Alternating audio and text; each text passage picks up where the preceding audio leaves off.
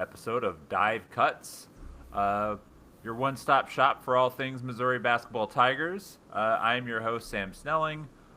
We are joined uh, by a Matt, not the normal Matt that most of you are used to, but Matt Watkins is here in Matt Harris's stead. Mr. Watkins, how are you tonight? Doing all right. How are you? I'm doing pretty well. I mean, other than the fact that it is currently 8 degrees and there's roughly like 8 or 9 inches of snow in my yard, and I've spent a lot of time last couple days digging out of that. Um, Not too bad. Not too bad. Um, Missouri won a Saturday game, so we have something good to talk about versus the last few weeks where it's been a lot of negative speak following losses on the road to bad teams. So like let's hop in here a little bit, um, mainly because the Tigers are coming off what was an exciting win, a necessary win. They beat Oklahoma. I'm sure everybody's seen the highlights. So if you didn't watch the game, they were losing by 3 points, and Trent Pierce hit a three-pointer to send the game into overtime. And then Xavier Brown had a nice little drive and pull-up shot to put Oklahoma back up two in overtime with 4.8 seconds left in the game. It's a familiar time to a lot of Mizzou fans. And sure enough, that was enough time for Mark Mitchell to get the ball, dribble the ball down the floor, pull up for a three, and bury it and win the game. That's the sum of what happened. It was a lot of fun. Um, Watkins, I think we lost your audio, so you may want to check that. Yeah, I see that you're on mute. Um, There we go. Sorry about that. Yes, it was yeah, a fun game. yeah. So what's funny is, so if you have an iPhone, I know you're an Android guy, but the Apple Sports app, now you can plug in your favorite teams, and I've figured out that it's about 45 seconds ahead of like what I'm watching, because most of the time I'm watching on stream anyway, and stream is usually a little bit further behind the regular broadcast. Uh, and so the game is tied in overtime, and I could see my phone screen. Like, I don't think Oklahoma had quite like set up their play. Like, play wasn't live, but I saw the score tick that Oklahoma had gone up to, and I just like shoved my phone out of the way and was like absolutely in disgust. and like with my arms crossed on the couch, staring at the screen. Then I watched, what basically was like a miracle, watching Mark Mitchell drain that three. Although don't look at Mark's 3 point shooting in conference play; it's actually quite good. But to see that like happen and not sort of like know what beforehand that it was happening was certainly a lot of fun. Do you have any grand takeaways from the game? Is this? I know there was like a lot of people that were kind of talking about, oh, like, well, it's just you needed this to beat a bad Oklahoma team, which isn't completely untrue, but it's still fun to watch. Yeah, I mean it was fun. It was a fun game. As someone who watches every second of Mizzou's games, I wouldn't say it was fun for me watching it because it was more frustrating than it was fun for 99.9% of the game. But I think for an objective basketball fan who didn't follow Mizzou, may have seen them play a couple times, maybe saw Oklahoma play once or twice, if they came in and sat down and watched this game, they would have said, that's a freaking awesome game. That was awesome Yeah. from start to finish. It was never more than 5 or 6 points either way. There were something like 25 lead changes in the game. Every time Mizzou would score, take the lead, Oklahoma would take it back. Oklahoma would hold the lead for a little bit, then Mizzou would go on a run. I looked at Ken Pomeroy's rankings of like entertainment, and he has like the tension and excitement ratings, and it was a top 10 in both of all D1 games played this year. So it was objectively a very entertaining game.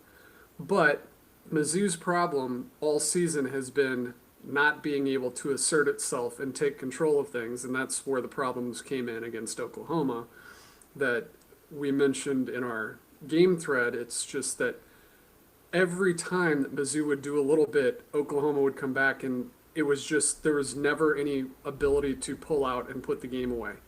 And against an Oklahoma team who admittedly was desperate and played a good game, I mean, they hit a lot of contested shots. So credit to them for coming and playing. They could have easily rolled over and not.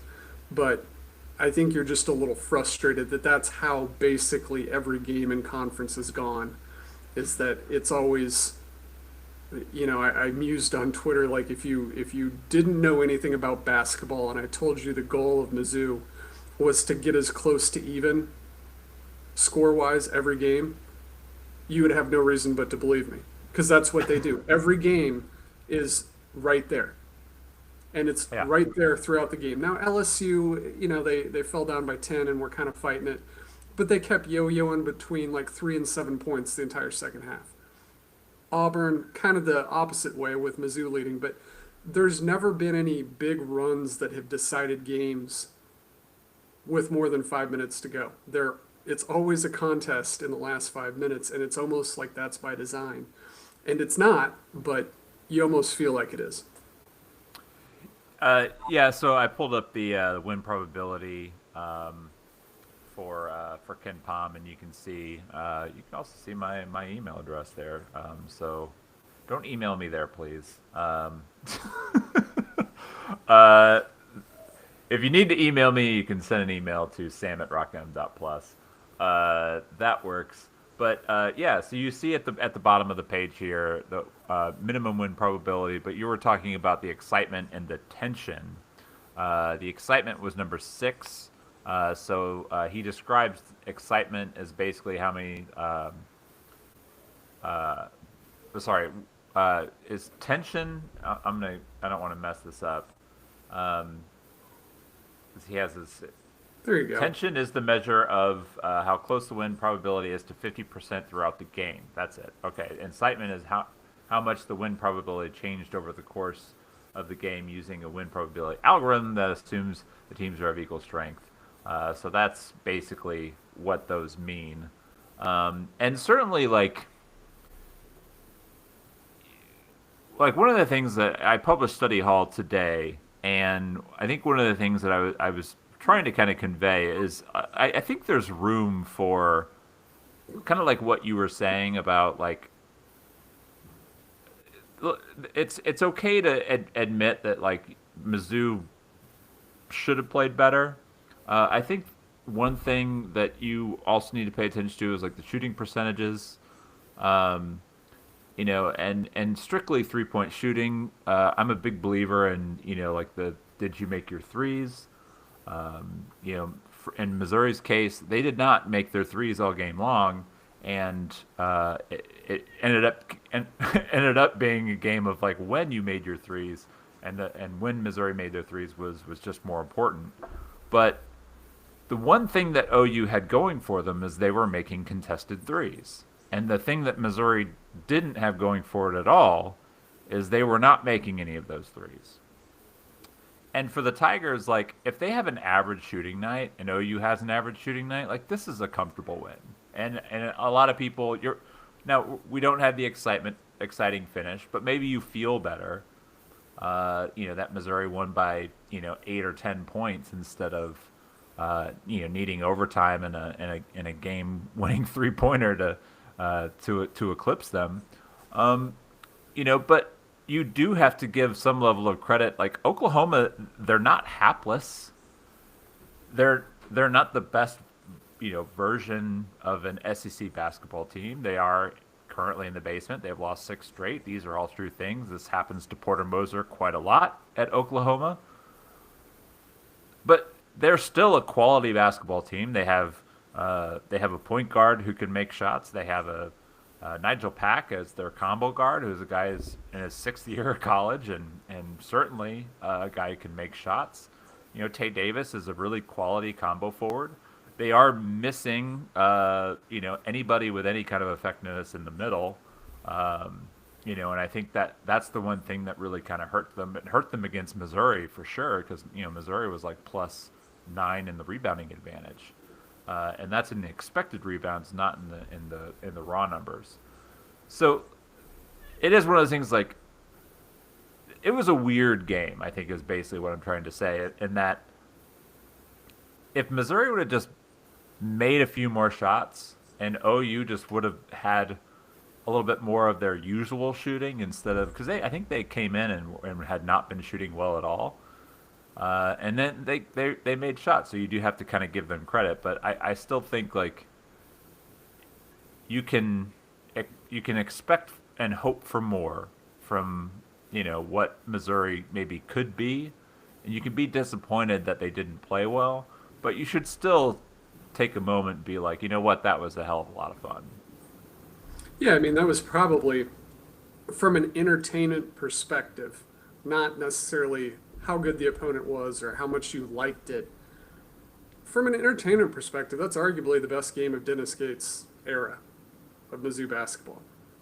You know, it doesn't have the stakes of, say, the exciting game against um, Alabama last year when they played at home. That was a great game, but I mean, Mizzou was never really in doubt of losing that game. It was always in hand. They got back to what, 6, 8 points a couple times, but every Yeah, I time there think was an so. answer. Tennessee, his first year, that was probably the game that a lot of people point to. Mizzou was up huge in that game. They were up like 15, 17 points. Tennessee came all the way back and was up like 7 points, 7 or 8 points, and Mizzou did just enough to keep it close and then won it at the buzzer. I mean, that's kind of the realm of games that this is in my opinion. Kansas last year, I guess, could have been like that. It was similar to Tennessee, except they didn't yield the lead. But Yeah, you know, I think the KU game was more like a level of catharsis for could a be. lot of Yeah. Mizzou fans. Yeah, like I mean, it did not so get to much that it three was. points or so, but towards the end, before they pulled back away. But yeah, Yeah, yeah. But I mean, I just feel it's like like the quality of entertainment within the game. I don't know that that was necessarily all that great of a game. I mean, KU did have a big run to kind of cut it down. Same thing with Tennessee. Um, but it was like Missouri was just sort of in control, and that it never felt like in that game that either team had fully taken control. And sure enough, like it ends up kind of coming down to the very end. Where I do think even against Georgia, we don't need to spend a whole lot of time talking about Georgia, but I do think that there were several swings where it sort of felt like one team was controlling the game, hmm and the first half it was Georgia in particular early. Missouri kind of in that middle third probably looked like they were probably a couple made shots from really pulling away. Um, the Bulldogs sort of were able to kind of chip away and stay in it. But this game never had that, and I think a lot of it came down to like you know Oklahoma's ability to make threes.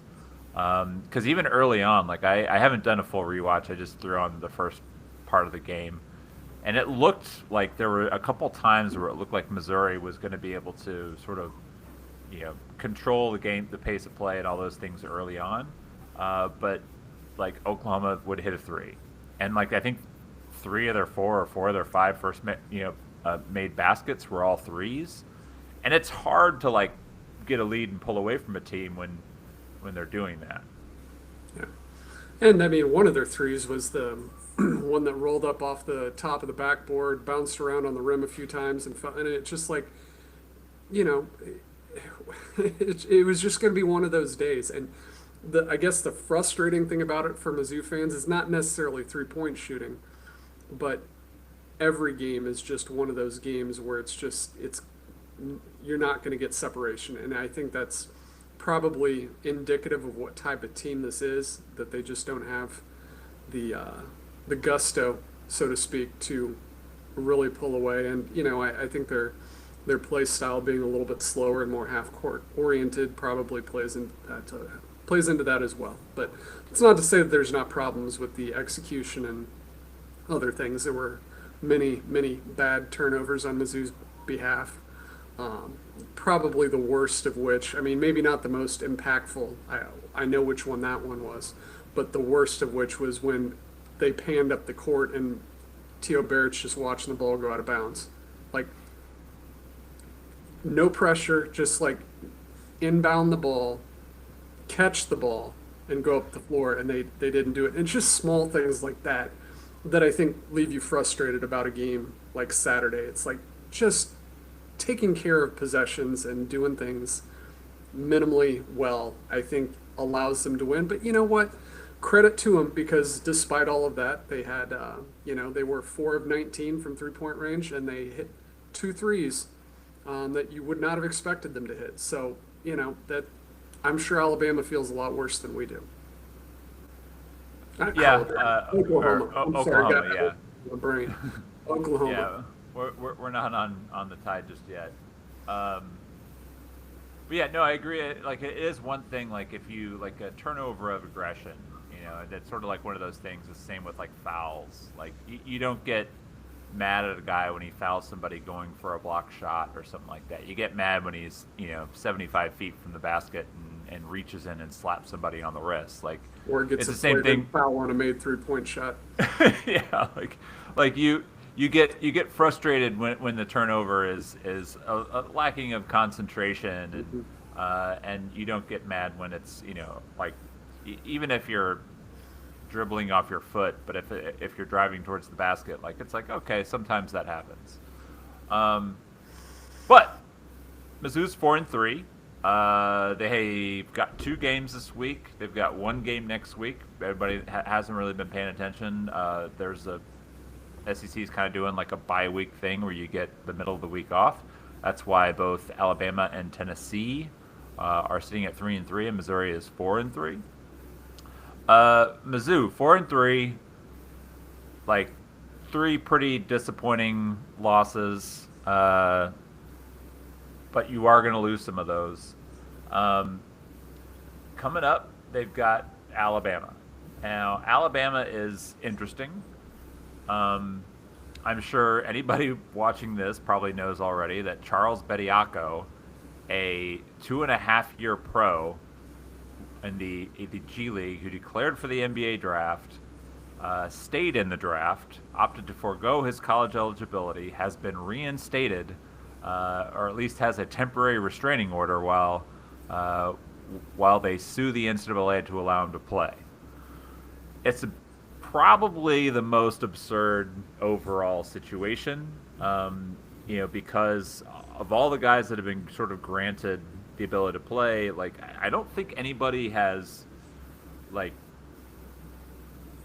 there hasn't been a collegiate player yet who has declared for the draft and then opted to stay in the draft who has challenged for their eligibility. Everybody else has kind of been in that G League Ignite, guys who maybe we're even guys who are pros overseas. And while I can see Nate Oates' point about the pros overseas and not really being a big difference, like the NCAA forever has said, look, if you're in college and you declare for the draft and you stay in the draft, then you're foregoing your college eligibility, and that has sort of been the rule. So this feels a little icky. And maybe the ickiest of all the professional guys coming in to play college basketball. I mean, it's hard to fault Charles. Alabama does need some interior help. Noah Williamson hasn't quite worked out. Aiden Sherrill can't play 40 minutes. That guy needs a break. And so they need some interior help, and they got a guy who knows the system pretty well.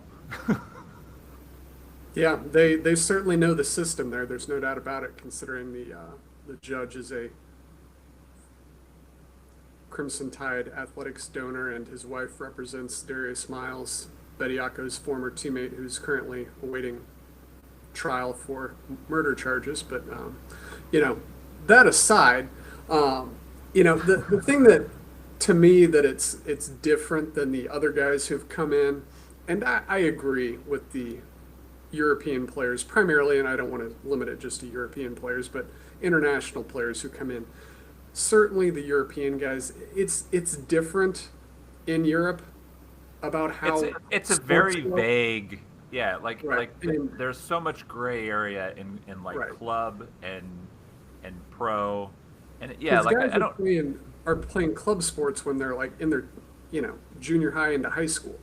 They Well, don't yeah, necessarily play high school, and it's pro, but it's also they're not really getting paid anything, and they're not playing at the high levels over there. It's like a feeder program. It's like minor league baseball, you know.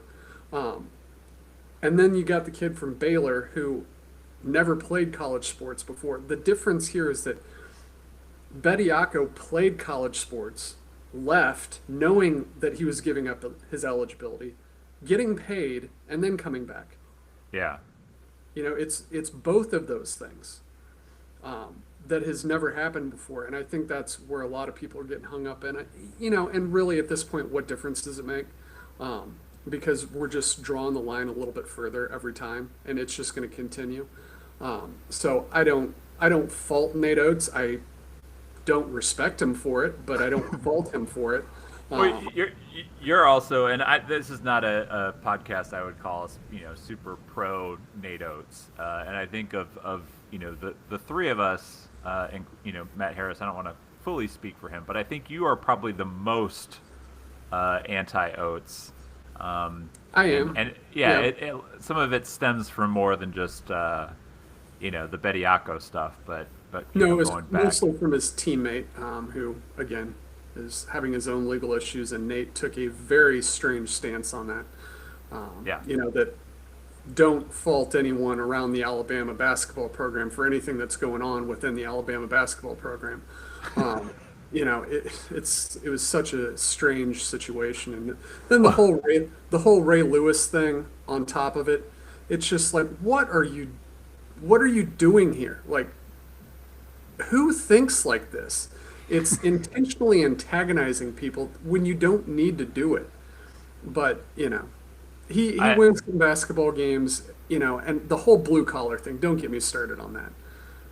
Like, what about your system is blue collar in nature? If I had to rank blue collar teams in the SEC, Alabama would be last routinely. And then you got the fans wearing hard hats like it's a thing. It's like none of this makes any sense. It's all like a huge farce to see how much they can get away with. But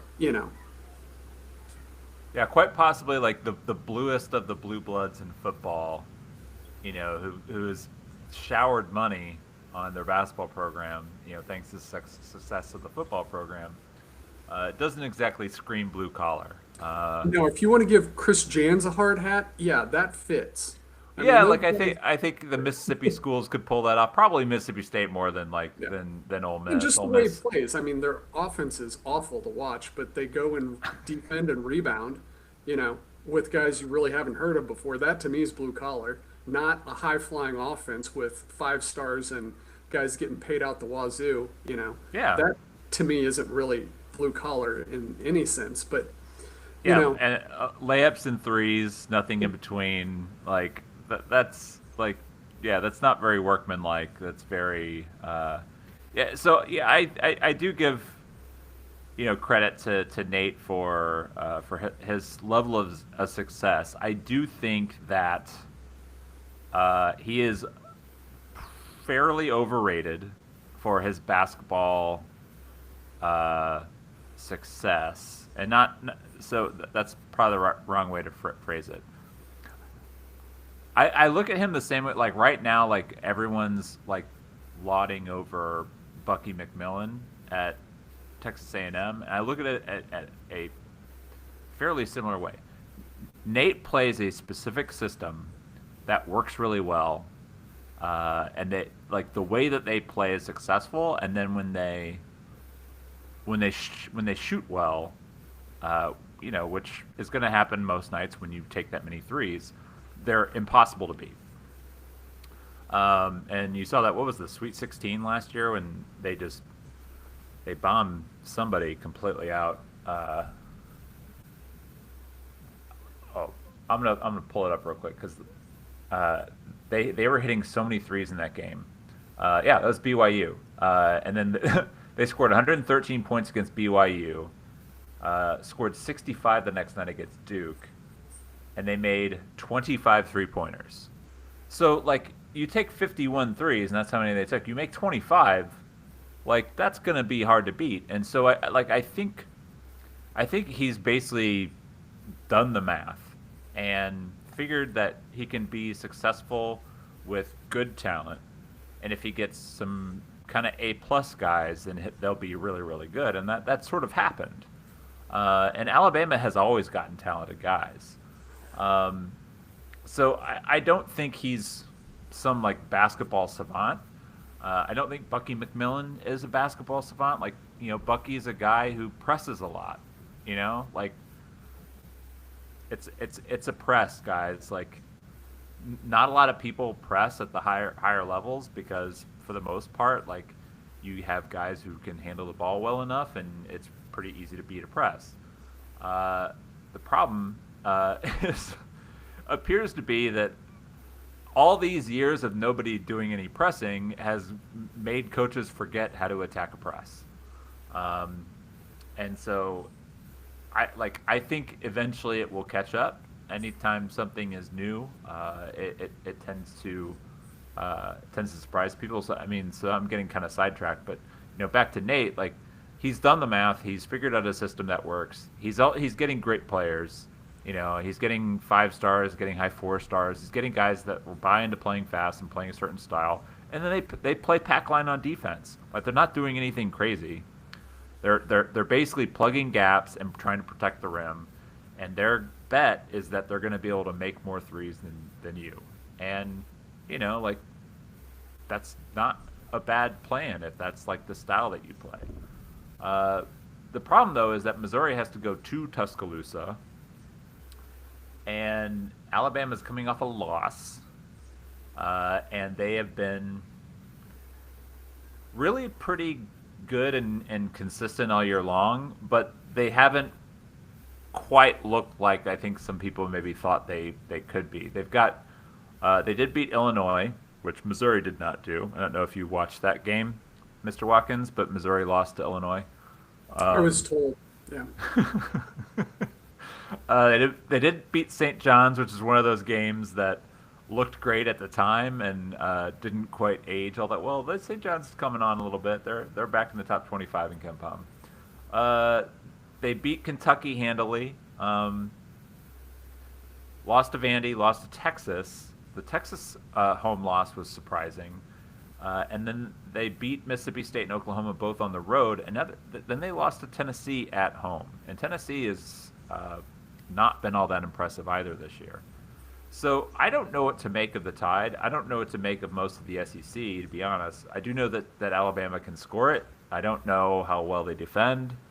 And certainly we don't really know like what level of consistency somebody like Bediako is going to provide them in the middle. Yeah. If there's one thing about this SEC season is you just don't know. There's going to be a lot of close games and random teams are going to win. I didn't think Auburn had a prayer going into Florida last week, and they won. I didn't think Tennessee had a prayer going in against Alabama, and they won. And that's not to say Mizzou's going to win tomorrow night or anything. It's just that there isn't enough separation between any of these teams to really feel confident in saying, yes, this is going to happen. Because they're just jammed up. I don't think there's probably a guaranteed top 3 seed in the league, and there could be as many as 11 teams getting in. That's a lot of mid-table teams. And I think Alabama's very emblematic of that because coming into the league, they were probably looking to be the best if you looked at non-conference results. In fact, I would say they certainly were. But then they get into conference play, and like you said, they lose to Texas, who's no different than Mizzou, really, analytically. They're fine. then they kind of have to have a little bit of a miracle happen in Norman to win. Um, you Yeah, know, they needed some help in that game in Norman. so it's really, to me, it's like tomorrow night.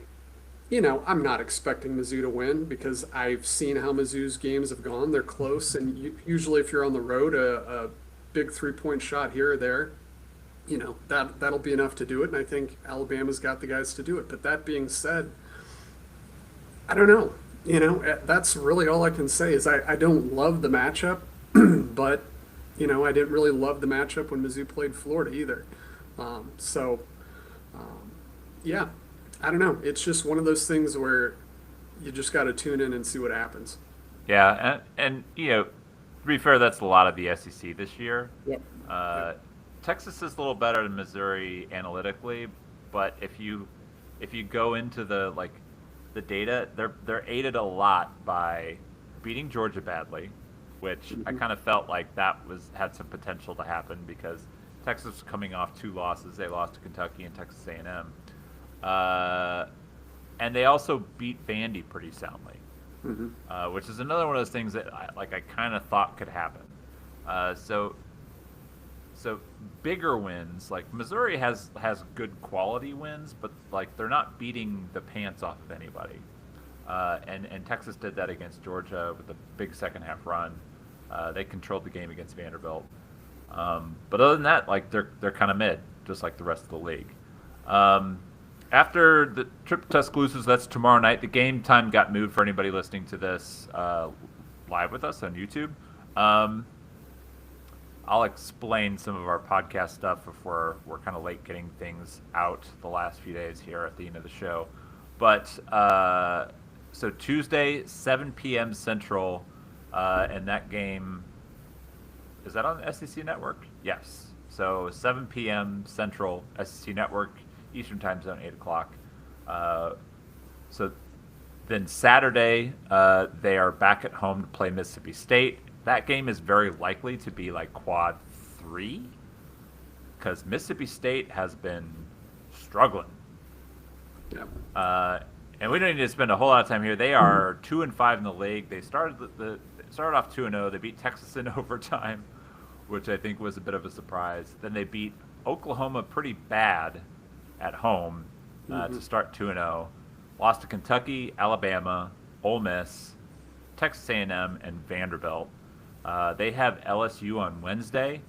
That is an away game, and then they will travel to Missouri. So they're on back-to-back road games, which we know is difficult to deal with, and certainly a game that if you looked at the Oklahoma game as being sort of like you can't lose this, this is 100% like you can't lose that game. The more you beat them by, the better, just for your net rankings and whatnot. But don't lose. Yeah, the preview of Mississippi State should be a picture of Josh Hubbard. That's really what it comes down to. I mean, He is team. almost at 31% usage. If you were wondering 80% of minutes, 31% usage, what that looks like Josh Hubbard. His efficiency has dipped a bit. I looked a couple weeks ago, and I believe, I don't remember if it was made shots or attempted shots, but he had over twice as many as the number 2 on the team. Yeah, I'm not looking at shot. I just got the KenPom page up. I did like that they added like Quincy Ballard. I thought that was a solid addition. I did not really like that they were adding Jaden Epps. Of course, that means that he'll probably have a big game against Missouri. Of course. Yeah. I just don't think he's like a guy who, he's not super efficient. He takes a lot of shots. He works a lot of mid-range. I just don't know that is really something that you want. Achor hasn't worked out for them.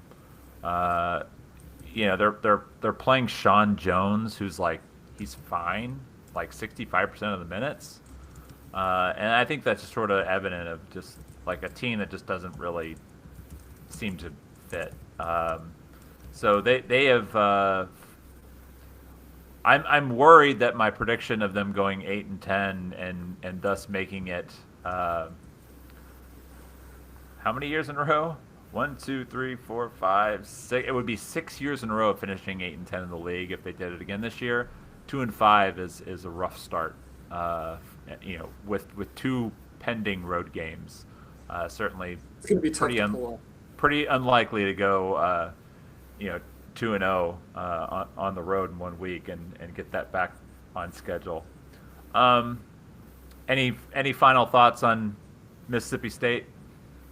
No, I mean it is as you said. If you have any designs of relevant postseason basketball after the SEC tournament, that's a game you need to win. Despite how crazy things can be, just like against Oklahoma, if they lost that, it's like, I don't know, the road to getting there is not well marked in that situation, and I think the same could be said. And having said that, I'm expecting Mizzou to win tomorrow night and lose on Saturday. That it just that's how SEC basketball goes. That's how Mizzou basketball goes. It just there's so much variance induced. Like beat Alabama and come home and lose to Mississippi State. That would be an SEC week right there. You've got SEC basketball fever. so many teams close to one another analytically,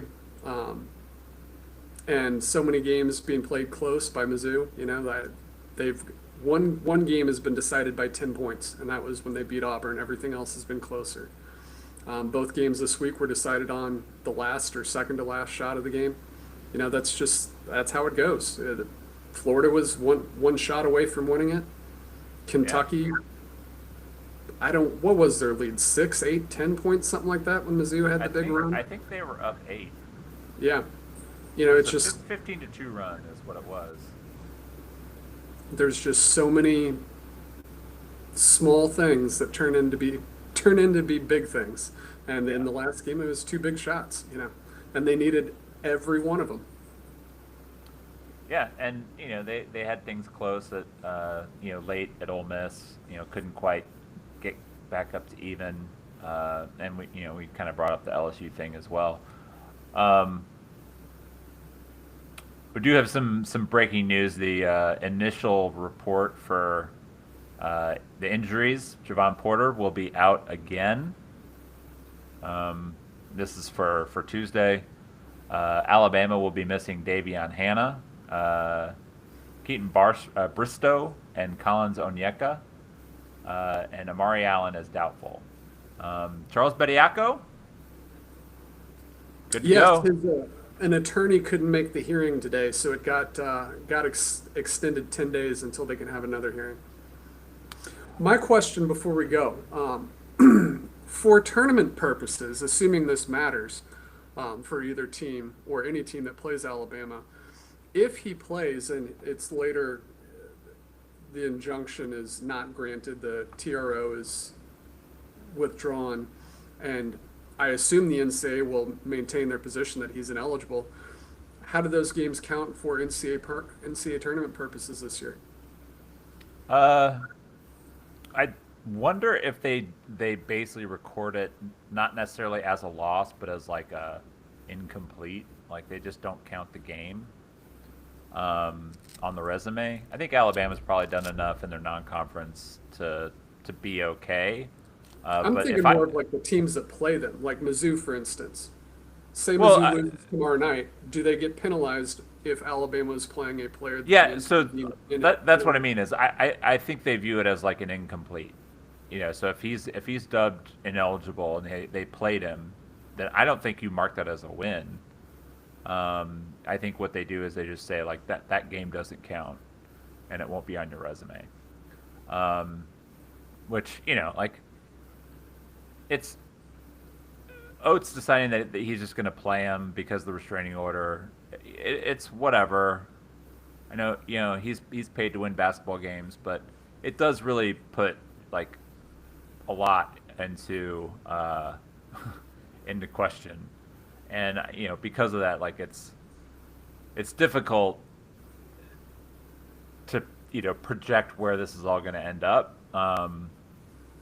The NCAA it just keeps losing, so I would fully expect them to probably just say like, yeah, whatever, he's he's eligible, and because I think what they're trying to do is they're trying to get Congress to step in and like write laws, and so they're basically kind of throwing their hands up at a lot of things.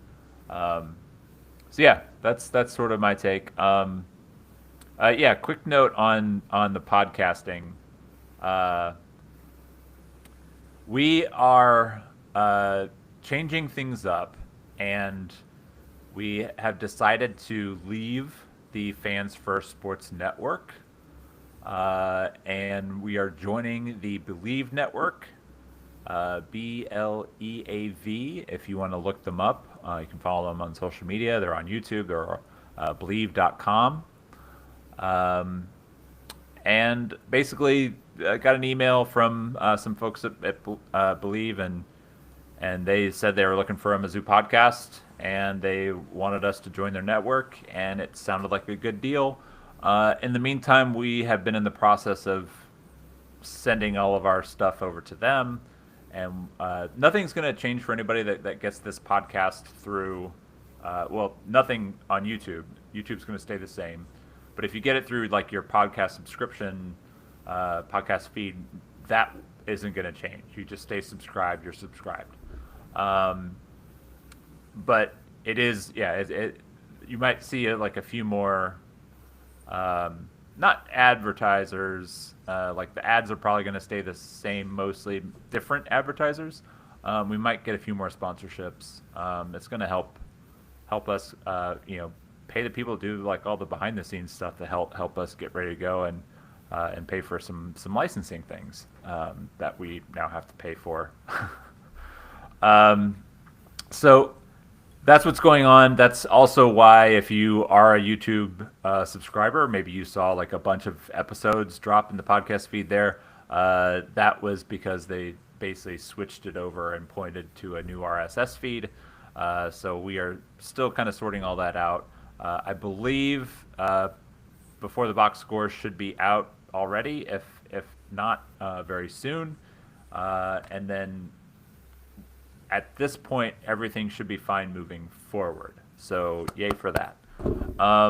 As for us, we're going to wrap this up. Thanks everybody for tuning in. As always, like if you have any questions, things you want to shout out, you can always hit the chat. You can email me. You can hit this guy on. They have your email address now on Twitter. So Sam at rockm.plus. Don't do the other one. Like that's like I will not respond from that one. That's a personal email I use basically for all my signups. So yeah. So we'll be back next week. It will be one of the Matts. I don't know. Like I thought it was going to be Harris this afternoon. I'm thankful I just put Matt in the description. And we got one Matt to show up, so we appreciate Mr. Data Mizzou for showing up and showing out here kind of late notice. But we'll be back next week to talk Mississippi State, talk Alabama, and to take a look ahead. As a reminder, Missouri will be off midweek, and then they are they are on a road trip to South Carolina next week. So. Some important winnable games on the docket coming up, so let's go win them. Thanks everybody for tuning in, and we'll see you next week.